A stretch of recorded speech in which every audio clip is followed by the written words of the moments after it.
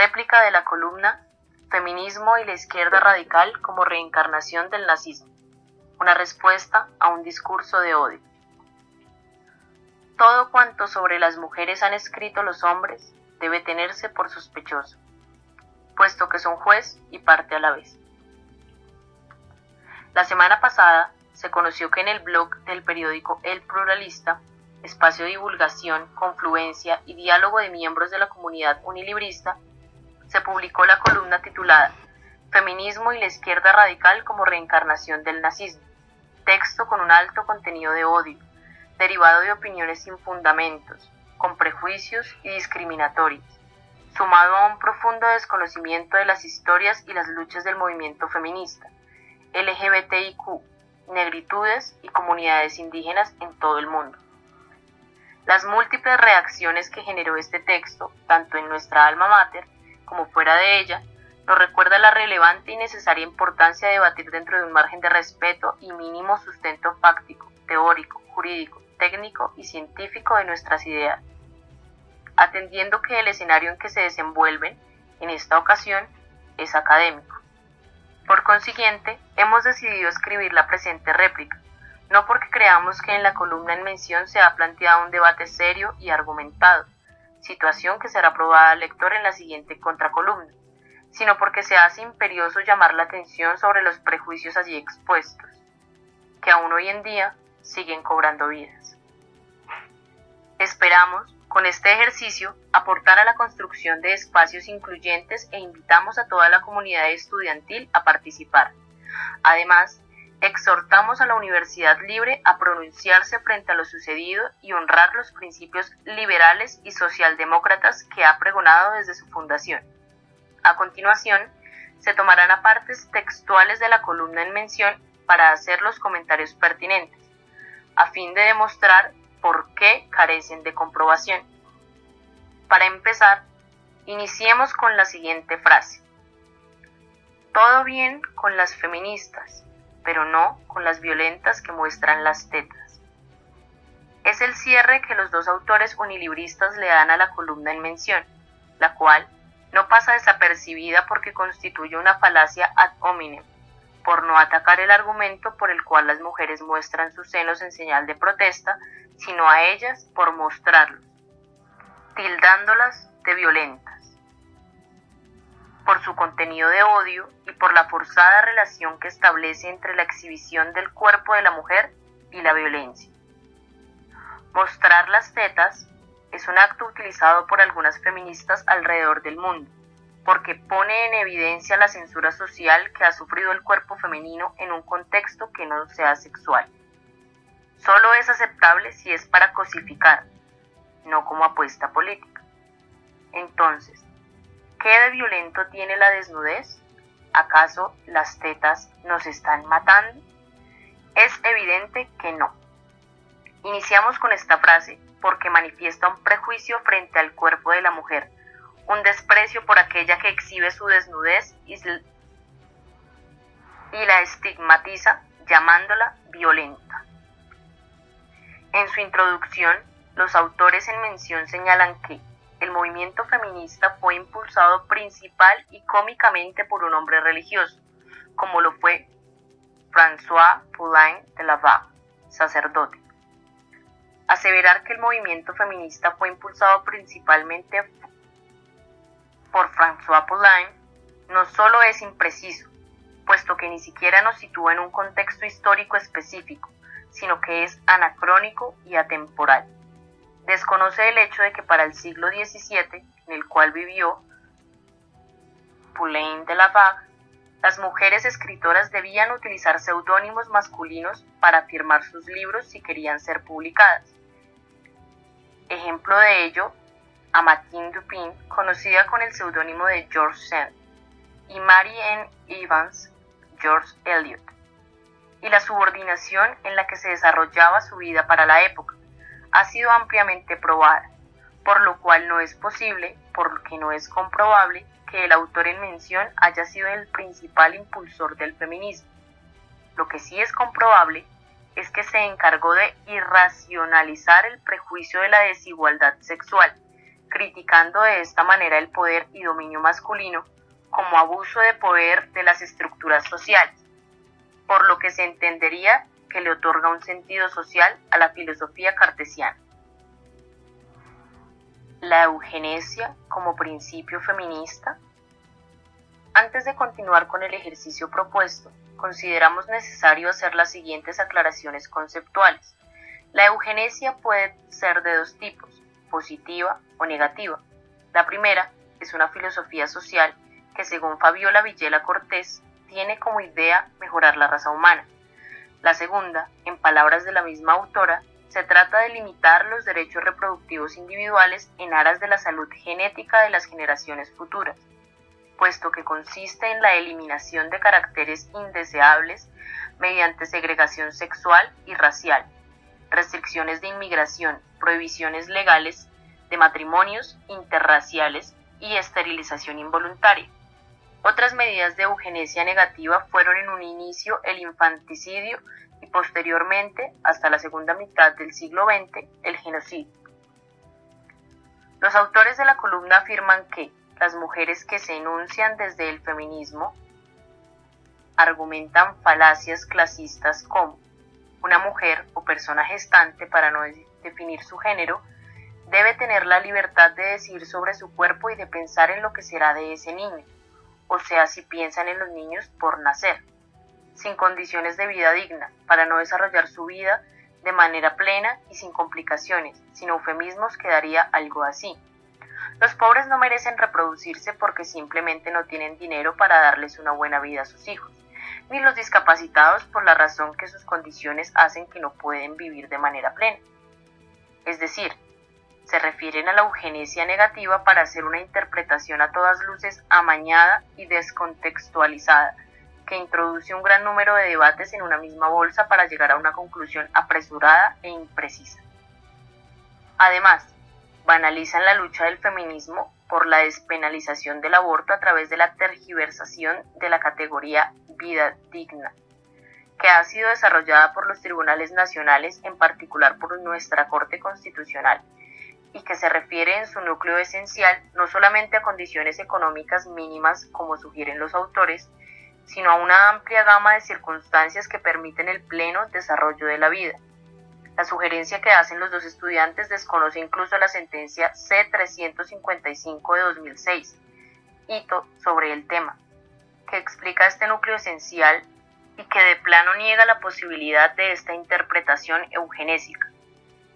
Las feministas exigimos autonomía sobre nuestros cuerpos y luchamos por la erradicación de la pobreza, por la dignidad en la vida de todos. Señalan que estas feministas de izquierda radicales, pro aborto o pro derecho, desconociendo la ciencia y en muchos casos las legislaciones, argumentan y postulan que éstas han sido manipuladas por el hombre blanco, desde siempre, por lo que no se les debe considerar. Hablan de derechos, como si el niño por nacer no los tuviese. Estas afirmaciones reducen a esencialismos las discusiones sobre la autonomía de las mujeres para decir sobre sus cuerpos. Desconocen los avances y las luchas sociales que se dan alrededor del mundo sobre el tema e infantilizan a todo un movimiento social tildándolo de anticientífico.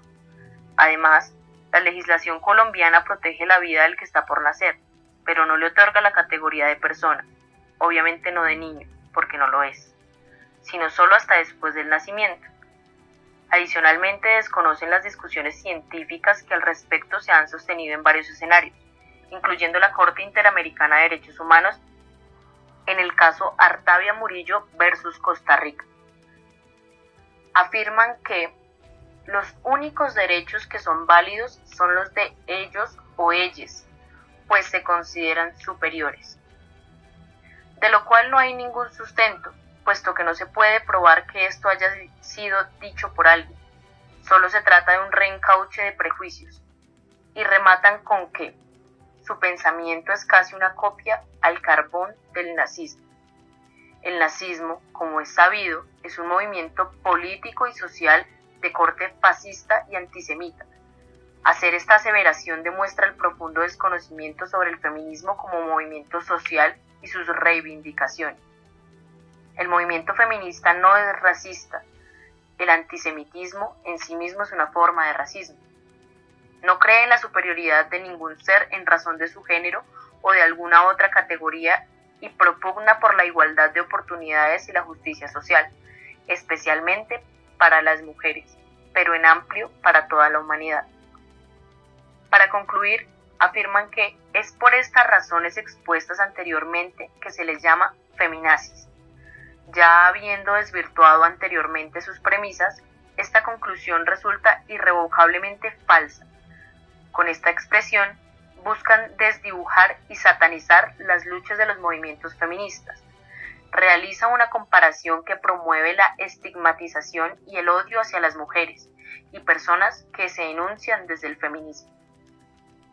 Como se ha evidenciado, la columna citada señala que el feminismo y la izquierda radical tienen una estrecha relación porque ambas tienen tendencias racistas, eugenésicas y fascistas. Esta relación pretende probarse a través de una serie de suposiciones y descalificaciones como las ya mencionadas, sacando de contexto consignas propias de las luchas de estos grupos e instrumentalizándolas para probar la relación que pretenden establecer.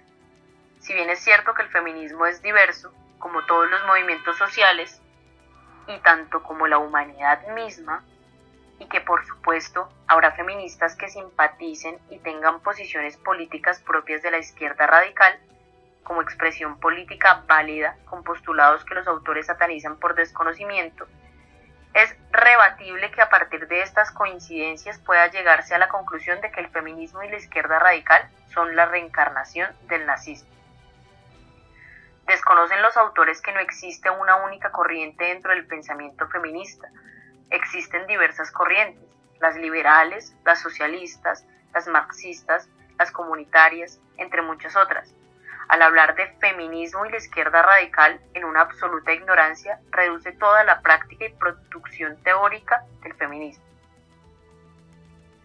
El feminismo es paradójico y su pensamiento es absurdo, como si hubiera un único pensamiento. Según los autores, ellas no tienen la menor intención de construir un mundo equitativo, en donde hombres y mujeres sean tratados por igual, en donde no se tenga en cuenta sexo o género, sino solamente las aptitudes y capacidades necesarias para realizar determinadas actividades. Ellas pretenden que por el hecho de ser mujeres o miembros de la comunidad LGBTTIQQAAPP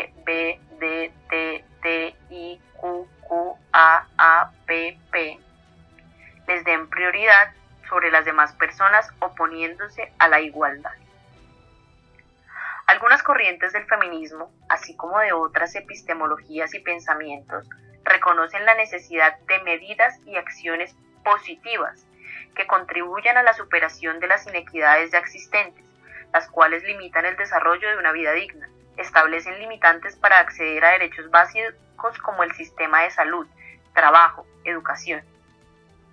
Esta es incluso una posición gubernamental recogida en nuestra legislación, en el artículo 13 de la Constitución Política, el cual señala que el Estado promoverá las condiciones para que la igualdad sea real y efectiva y adoptará medidas en favor de los grupos discriminados o marginados, lo que da cuenta que la comunidad LGBTIQ, la afrocolombiana, la indígena, las mujeres, etc., son sujetos de especial protección en nuestro Estado, porque el objetivo es alcanzar una igualdad material, que en palabras de la Corte Constitucional, en sentencia T-432 del 92, la define como la situación objetiva concreta que prohíbe la arbitrariedad.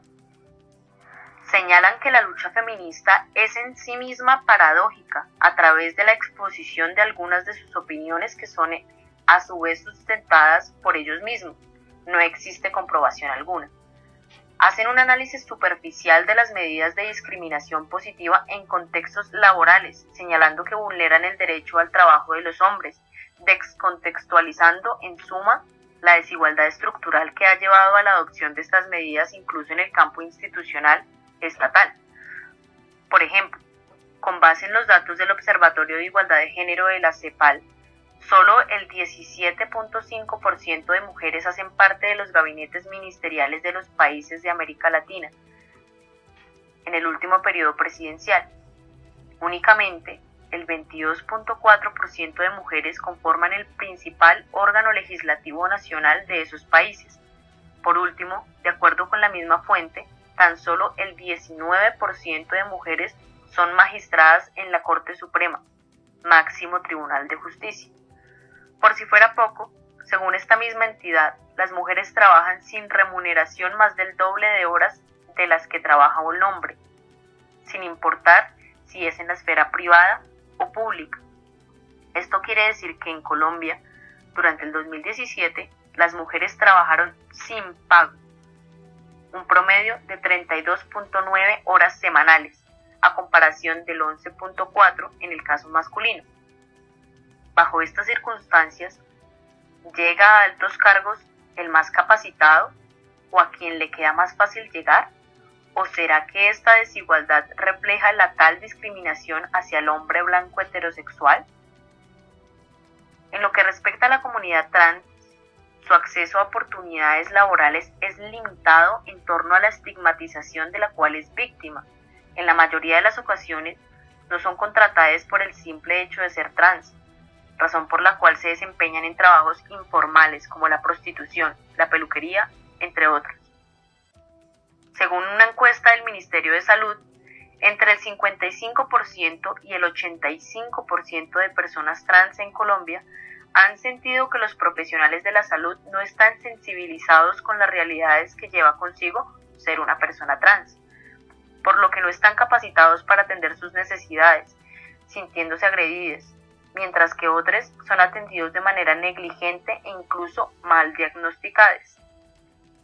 Tal es el caso de Matilda González Gil, abogada, activista y actualmente secretaria de la Mujer y Equidad de Género en Manizales, quien fue al médico por hemorroides y terminó con una colostomía, ya que los médicos asumieron que dicha afectación en su salud fue producto de sus prácticas sexuales y debía irse a casa con medicamentos, sin atenderla correctamente. Además, es menester recordar que la expectativa de vida de una persona trans no sobrepasa los 35 años, según la Comisión Interamericana de Derechos Humanos. En conclusión, debe existir una protección especial por parte del Estado en favor de grupos discriminados o marginados, y la hay, pero no es suficiente. Los autores plantean que el pensar que, por ser hombre y sobre todo heterosexual, se nos discrimine y se nos desautorice, parece una práctica muy medieval y fascista.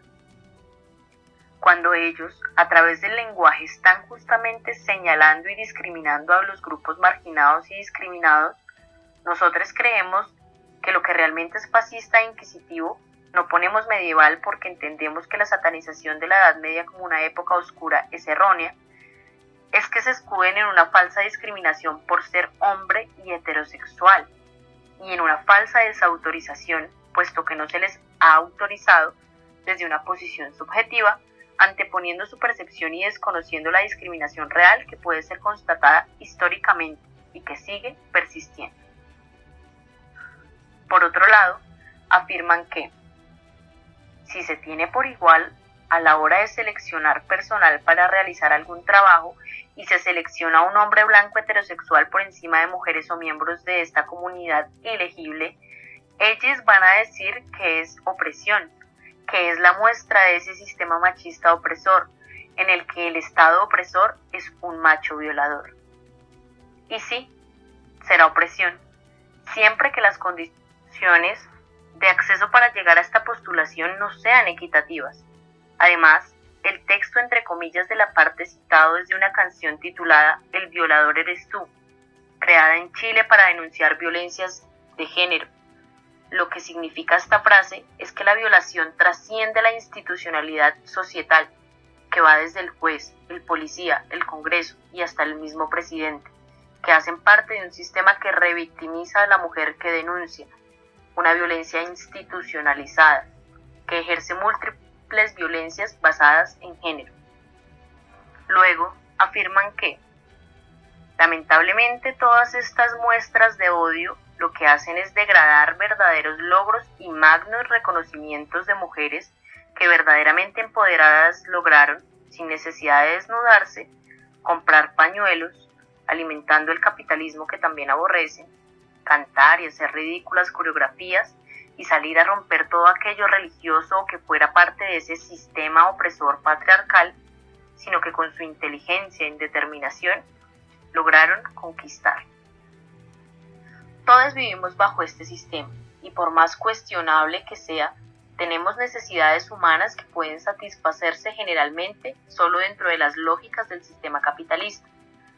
Desnudarse, comprar pañuelos y hacer ridículas coreografías hacen parte del libre desarrollo de la personalidad que está constitucionalmente protegido.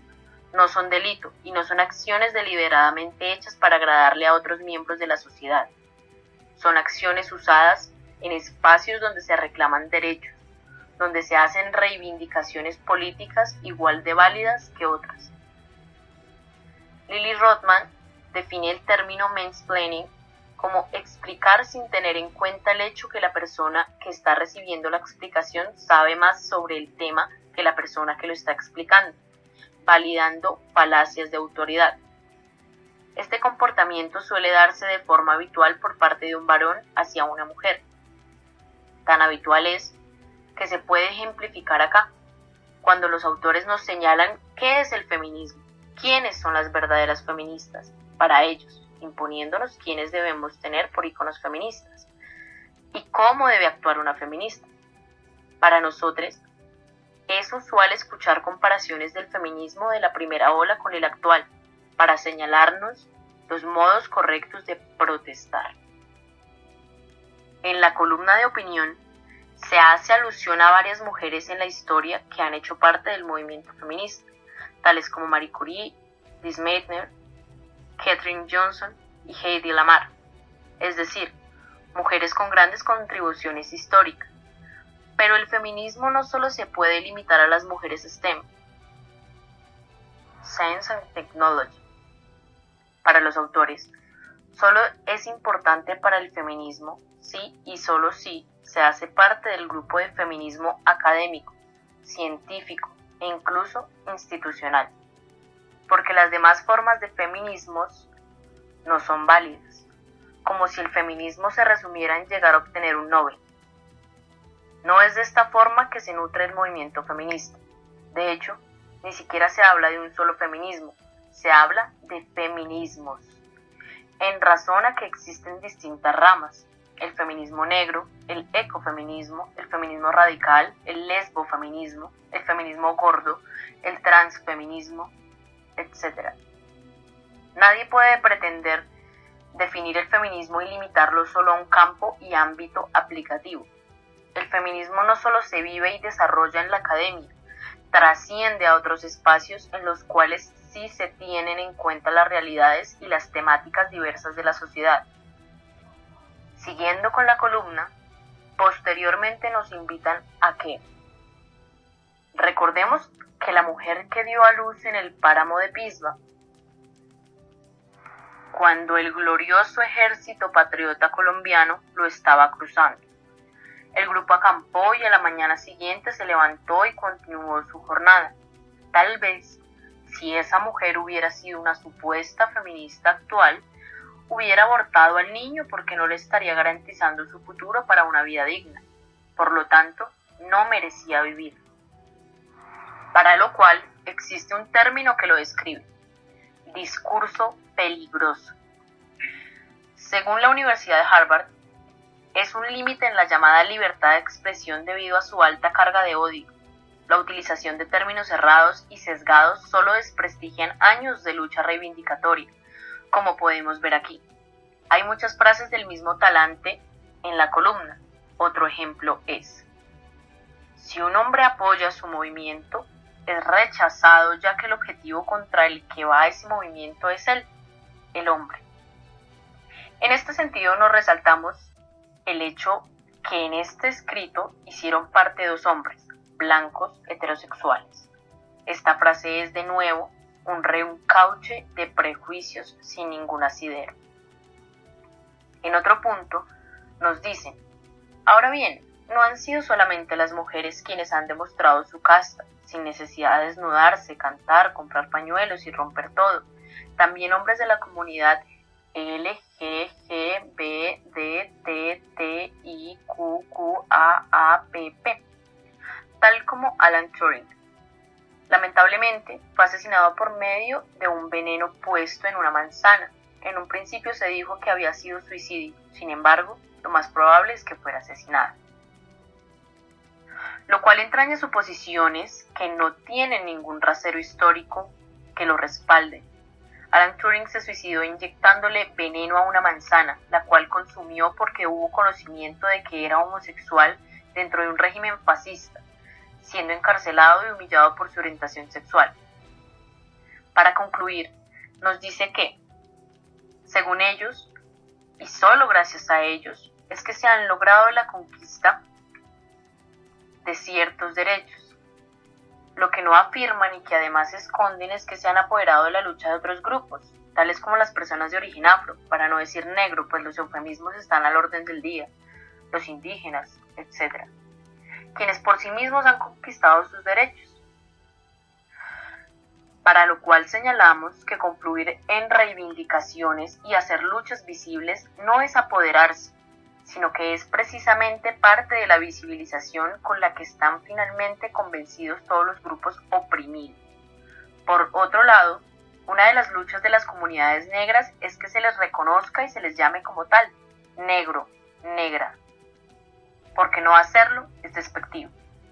A este respecto, observamos un rotundo desconocimiento de la lucha de las comunidades negras. Como ha quedado en evidencia, estas conjeturas usadas para probar la paradoja del feminismo están cargadas de misoginia e intención de ridiculizar a los movimientos en mención. De lo último, el ejemplo es el uso de la sigla LGBTTIQQAAPP para referirse al movimiento LGBTIQ, o decir que es una comunidad ilegible. Los símbolos feministas. La columna desarrolla una parte también acerca de los símbolos feministas, en que sin fundamento aparente señalan: estos grupos feministas con máscara de progreso han cimentado su ideología en una serie de simbolismos y de personalidades que aparecen de manera paradójica, adoran como a Dios. Las vemos en la calle enarbolando sus camisetas con el rostro del Che, Mao, Kahlo o la bandera de la URSS o de Cuba. Insisto, desdeñando la historia y la memoria, han convertido en verdaderos símbolos del consumo a esta. Resulta difícil identificar cuál es la relación que quieren establecer señalando estos simbolismos y personalidades que enlistan y sobre los que omiten todo contexto o situacionalidad para dar a entender su punto. No es comprensible a qué se refieren con han convertido en verdaderos símbolos de consumo a esto. Las feministas somos personas de carne y hueso situadas en contextos concretos. Estudiamos, trabajamos, adoptamos y defendemos posiciones políticas claras, que pasan por la reivindicación de personajes y hechos históricos, derechos que tenemos todos los seres humanos. Y estamos inmersas de la misma forma que casi toda la humanidad en economías neoliberales en las que el consumo tiene un papel protagónico. Participamos de este sistema porque a pesar de ser críticas frente a las condiciones que genera, necesitamos mantenernos con vida dentro de él, y una de las maneras más usuales es trabajando para comer y sosteniendo economías con ese consumo. ¿Acaso sugiere el texto que no deberíamos consumir ni participar en el sistema y aislarnos de él por las contradicciones que representa?